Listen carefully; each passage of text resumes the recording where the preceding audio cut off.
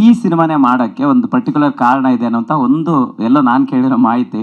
ಅಂದರೆ ಬಲರಾಮನಿಗೂ ಮತ್ತು ನಿಮಗೆ ಪರಿಚಯದ ಬಗ್ಗೆ ಏನಾದ್ರು ಮಾತನಾಡ್ಬೋದಾ, ಅದರ ನಂಟಿನ ಬಗ್ಗೆ ಹೇಳ್ಬೋದಾ ಗೊತ್ತಿಲ್ಲ, ಯಾಕಂದರೆ ನಿಮಗೆ ರಿಲೇಟಿವ್ ಅನ್ನೋಂಥ ಮಾಹಿತಿ ಕೂಡ ಇದೆ. ಹಾಗಾಗಿ ಹಾಯ್ ಸರ್, ಜಗಿ ಸರ್, ನಮಸ್ತೆ. ಬಲರಾಮ್ ಅವ್ರದ್ದು ಹೌದು, ಒಂದೇ ಊರು ಒಂದೇ ಜನ ಎಲ್ಲ, ಅವ್ರಿಗೆ ಒಂದೇ ಜನ ಎಲ್ಲ ಒಂದೇ. ಬಟ್ ಅವ್ರದ್ದೇ ಕತೆ ಅಂತ ಸರ್ ಹೇಳಿದ್ರಲ್ಲ, ಅವ್ರದ್ದೇ ಕತೆ ಅಂತ ಅಲ್ಲ, ಇದೊಂದು ಫ್ರಿಕ್ಷನಲ್ ಕತೆ ಆಗುತ್ತೆ. ಬಟ್ ಗ್ಯಾಂಗ್ಸ್ಟರ್ ಕತೆನೇ ಮಾಡಬೇಕು ಅಂತ ಬಂದಿದ್ದು ನಾನು. ಇದಕ್ಕೆ ಒಬ್ಬರು ಯಾರು ಸರಿ ಅಂತ ಹುಡುಕ್ತಿದ್ದಕ್ಕೆ ನಮ್ಮ ಸರ್ ಸಿಕ್ಕಿದ್ರು. ಬಿಕಾಸ್ ನಾವೆಲ್ಲ ಆ ದಿನಗಳು ಫ್ಯಾನ್ಸು. ಅದು ಕಮ್ಮಿ ಅಂದರೂ 125 ಸತಿ ಸಿನಿಮಾ ನಾನೇ ನೋಡಿದ್ದೀನಿ ಆ ದಿನಗಳು.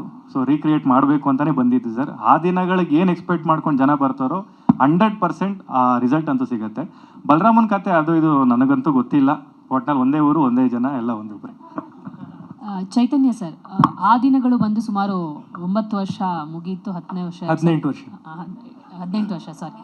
ಸೊ ಇನ್ನೊಂದು ವಿಚಾರ ಅಂದರೆ, ಆ ಟೈಮಲ್ಲಿ ನೋಡುವಂಥ ವೀಕ್ಷಕರೇ ಬೇರೆ ಥರ ಇದ್ದರು. ಸೊ ಇವಾಗಿನ ಜನ್ರೇಷನಲ್ಲಿ ಸಿನಿಮಾವನ್ನು ನೋಡುವ ರೀತಿಯೇ ಬೇರೆ ಇದೆ. ಸೊ ಮ್ಯಾಚ್ ಮಾಡೋದು, ಯಾಕಂದರೆ ಅದೇ ನಿರ್ದೇಶಕರು ಅದೇ ಫ್ಲೇವರಲ್ಲಿ ತರ್ತಾ ಇದ್ದಾರೆ ಅಂದಾಗ ನಿರೀಕ್ಷೆಗಳು ಜಾಸ್ತಿ ಇರುತ್ತೆ.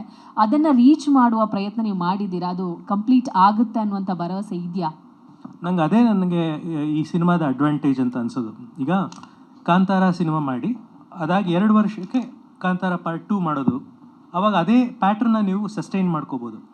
ದುರಂಧರ್ ಸಿನಿಮಾ ಮಾಡಿ ಅದ್ರಿಗೆ ಮಾರನೇ ಇನ್ನೊಂದು ವರ್ಷಕ್ಕೆ ದುರಂಧರ್ 2ನೇ ಪಾರ್ಟ್ ಮಾಡಿದಾಗ ಅದೇ ಪ್ಯಾಟ್ರನ್ ನೀವು ಸಸ್ಟೈನ್ ಮಾಡ್ಬೋದು. ಆದರೆ ಲಕಿಲಿ ನನಗೆ 18 ವರ್ಷ ಆಗಿದೆ. ಸೊ 18 ವರ್ಷಕ್ಕೂ ಇದಕ್ಕೂ ನಾನು ಯಾವುದೂ ಸಸ್ಟೈನ್ ಮಾಡೋ ಅವಶ್ಯಕತೆನೇ ಇಲ್ಲ. ಈಗಿನ ಜನ್ರೇಷನ್ಗೆ ಯಾವ ಥರ ಬೇಕೋ ಆ ರೀತಿ ನಾನು ಕಥೆಯನ್ನು ಹೇಳ್ತಿದ್ದೀನಿ. ಆ ದಿನಗಳು ಸಿನಿಮಾದ ಎಲ್ಲ ಎಲಿಮೆಂಟ್ಸ್ ಇದೆ, ಆದರೆ ಎಸೆನ್ಸ್ ಇದೆ. ಆದರೆ ಇವತ್ತಿನ ನರೇಷನ್ನ ಈ ಸಿನಿಮಾಗೆ ತಂದಿದ್ದೀನಿ.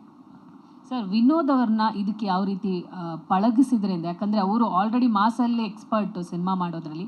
ಬಟ್ ಬಲರಾಮನ ದಿನಗಳು ಅಂತ ಬಂದಾಗ ಆಗಲೇ ಹೇಳಿದಾಗೆ ಅದು ಬಲರಾಮ ಅನ್ನುವಂಥ ರೌಡಿ ಶೀಟ್ರ್ ಇದ್ದರು, ಅವ್ರದ್ದಲ್ಲ ಅಂತ ಹೇಳ್ತಿದ್ದೀರಾ. ಬಟ್ ಜನರು ಅದೇ ಎಕ್ಸ್ಪೆಕ್ಟೇಷನ್ ಇಟ್ಕೊಂಡು ಹೋಗ್ತಾರೆ. ಸೊ ಅದಕ್ಕೆ ಒಬ್ಬ ನಾಯಕ ನಟನನ್ನು ಹೆಂಗೆ ನೀವು ರೆಡಿ ಮಾಡಿದ್ರಿ ಅಂತ? ನಾನು ರೆಡಿ ಮಾಡಿದೆ ಅನ್ನೋದಕ್ಕಿಂತ ವಿನೋದ್ ಅವರು ಅಷ್ಟು ಕರೆಕ್ಟಾಗಿ ಆ ಪಾತ್ರಕ್ಕೆ ಒಗ್ಕೊಂಡ್ರು ಅಂತ ಹೇಳ್ಬೋದು. ಯಾಕೆಂದರೆ ಅವರು, ನಾನು ಅನೇಕ ಸತಿ ಹೇಳಿದ್ದೀನಿ, ನಮ್ಮ ಕನ್ನಡ ಚಿತ್ರರಂಗದಲ್ಲಿ ಬಹಳ ಪ್ರತಿಭಾವಂತ ನಟರಲ್ಲಿ ಅವರೊಬ್ಬರು. ಎಲ್ಲ ರೀತಿಯ ಪಾತ್ರವನ್ನು ಮಾಡಬಲ್ಲ ಅಂತ ಒಬ್ಬರು ನಟರು. ಆಮೇಲೆ ಭಾಳ ಸೀರಿಯಸ್ ಅವರ ಕೆಲಸದ ಬಗ್ಗೆ, ವೆರಿ ಇನ್ವಾಲ್ವ್ಡ್, ಮೆಥಡ್ ಆ್ಯಕ್ಟರ್.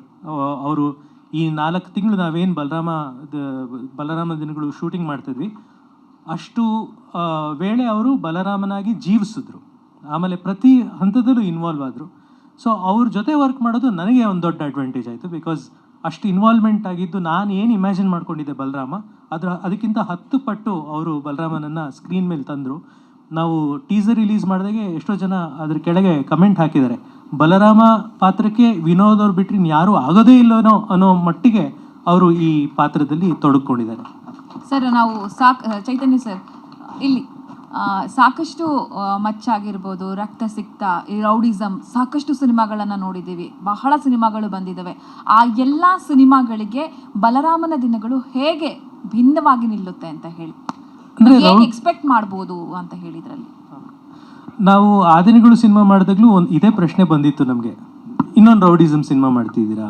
ನಾವು ಹೇಳ್ತಾ ಇದ್ವಿ, ಇಲ್ಲ, ಇದು ಇನ್ನೊಂದು ರೌಡಿಸಮ್ ಸಿನಿಮಾ ಅಲ್ಲ, ಇದು ಬೇರೆ ಥರದ್ದೇ ರೌಡಿಸಮ್ ಸಿನಿಮಾ ಅಂತ. ಅದನ್ನು ನಾವು ಎಷ್ಟು ಹೇಳಿದ್ರು ಕಡೆಗೆ ಆ ಸಿನಿಮಾ ರಿಲೀಸ್ ಆಗಬೇಕಾಗಿತ್ತು, ಜನಕ್ಕೆ ಅರ್ಥ ಆಗೋದಕ್ಕೆ ನಾವು ಏನು ಹೇಳ್ತಾ ಇದ್ದೀವಿ ಅಂತ. ಅಂದರೆ ಒಂದು ರೌಡಿಸಮ್ ಕಥೆ ಅಂತಂದರೆ ಬರೀ ಮಚ್ಚು, ಲಂಗು, ಕೊಚ್ಚು, ಕೊಲ್ಲು ಅಷ್ಟೇ ಅಲ್ಲ. ಅವ್ರಗಳ ಒಂದು ಭಾಳ ಎಮೋಷ್ನಲ್ ಆದಂಥ ಸ್ಟೋರಿಗಳು ಇರ್ತವೆ ಅವರಲ್ಲಿ. ಆಮೇಲೆ ಒಂದು ಕ್ರೈಮ್ ಇದೆಯಲ್ಲ, ಒಂದು ಕ್ರಿಮಿನಲ್ ವರ್ಲ್ಡು, ಅದಕ್ಕೂ ನಮ್ಮ ಜಗತ್ತಿಗೂ ಭಾಳ ಹತ್ತಿರದ ಸಂಬಂಧ ಇರುತ್ತೆ, ನಮ್ಗೆ ಗೊತ್ತಾಗೋದಿಲ್ಲ ಅಷ್ಟೇ. ಒಂದು ನಗರವನ್ನು ಅರ್ಥ ಮಾಡ್ಕೋಬೇಕು ಅಂದರೆ ಅದರ ಕ್ರೈಮನ್ನು ಅರ್ಥ ಮಾಡ್ಕೋಬೇಕು.